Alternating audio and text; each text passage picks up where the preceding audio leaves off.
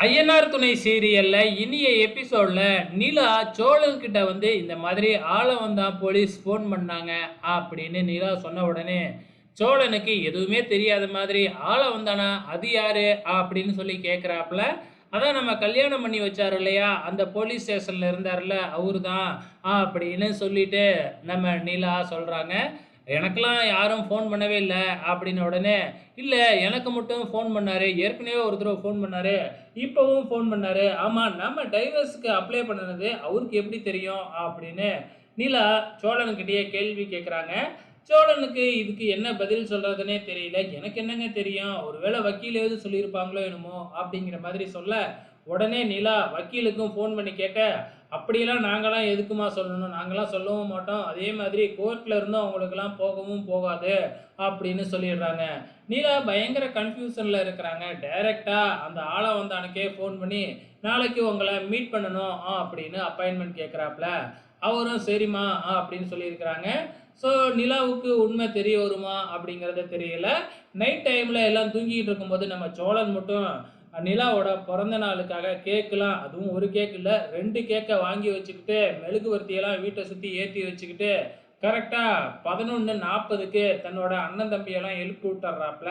எழுப்பிவிட்டு இந்த மாதிரி நிலாவுக்கு பிறந்த நாள் நாளைக்கு, அதுக்காக கரெக்ட்டா 12 மணிக்கு நிலாவ கூப்பிட்டு கேக் வெட்டுறோம் அப்படின்னு சொல்றாங்க. அதுக்கப்புறம் கரெக்டா 12 மணிக்கு போய் நம்ம சோழன் நிலாவோட கதவை தட்டி வெளியே வர வச்சு ஹாப்பி பர்த்டேன்னு சொல்லி வெளியில வந்து நிலாவுக்கு பார்த்தா இன்ப அதிர்ச்சியில அப்படியே மிதக்குறாங்க. ஸோ எனக்காக இப்படிலாம் பண்றீங்களே அப்படிங்கிற மாதிரி வந்து கேக்கெல்லாம் வெட்டி பயங்கரமா செலிப்ரேட் பண்றாங்க. அது மட்டும் இல்ல, இன்னொரு கேக்கும் வாங்கிட்டு வந்திருக்காப்புல இல்லையா, அந்த கேக்ல ஹார்ட் டிசைன்லாம் போட்டு நிலாவுக்குன்னு தனியா ஸ்பெஷலா வாங்கிட்டு வந்திருக்காப்புலையாட்டுக்கு நம்ம சோழன். இதுல தான் ஒரு விஷயம் நடக்குது. கேக் வெட்டி எல்லாத்துக்கும் குடுத்துக்கிட்டு இருக்கும் பொழுது, நம்ம நடேசன் அவர் பாட்டுக்கு பாத்ரூம் போறதுக்காக உள்ளார வராரு. வந்தவரு போயிட்டு வரும்பொழுது கரெக்ட்டா ஸ்பெஷலா வாங்கி வச்சிருந்த கேக்கே அப்படியே மிதிச்சுப்புட்டு போயிடுறாரு. ஸோ, இதனால சோழனுக்கு பயங்கர வெறுப்பு. இப்படி நம்ம இதுல மண்ணள்ளி போட்டாரே அப்படின்னு சொல்லிட்டு.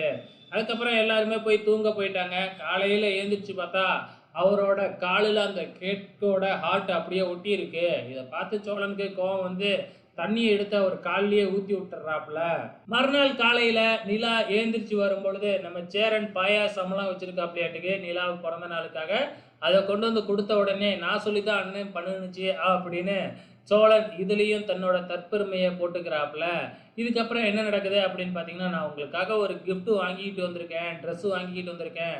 நான் வாங்கி குடுத்தா நீங்க போட்டுக்குவீங்களா?" அப்படின்னு கேட்க, "ஏன் இதுல என்ன இருக்கு? நான் போட்டுக்கிறேன்" அப்படின்னு உடனே குடுகுடுன்னு ஓடி போய் நம்ம சோழன் ஒரு புடவைய எடுத்துக்கிட்டு வந்து குடுக்குறாப்புல. இதோட இன்னி எபிசோட் முடிஞ்சிருச்சு. வெயிட் பண்ணி பார்க்கலாம் நாளைக்கு என்ன நடக்க போகுதுன்னு.